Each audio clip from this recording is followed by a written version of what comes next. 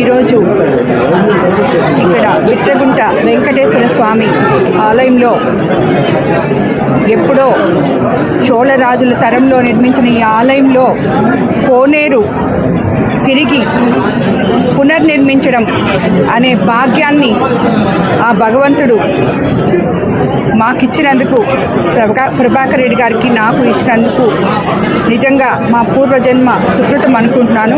అందులో భాగంగా కావలి ఎమ్మెల్యే కృష్ణారెడ్డి గారు కూడా మమ్మల్ని అడగడం, మేము దానికి వెంటనే స్పందించడం, సుమారు 2 కోట్ల పైన ఈ కోనేరు అవడం జరిగింది. అది మా అదృష్టంగా భావిస్తున్నాం. స్వామివారికి చేసి మేము తిరిగి ఆయనకి కానుకగా ఇవ్వడం.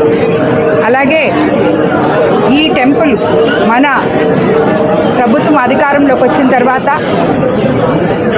కృష్ణారెడ్డి గారు కానీ, రవిచంద్ర గారు కానీ, అలాగే బీదా మస్తాన్ రావు అన్న కానీ, వీళ్ళందరూ కూడా ఈ గుడికి ఎప్పటి నుంచో ఈ గుడిని ఎంతో అంగరంగ వైభవంగా భగవంతుడికి ఎన్నో సేవలు చేస్తున్నారు ఇక్కడ.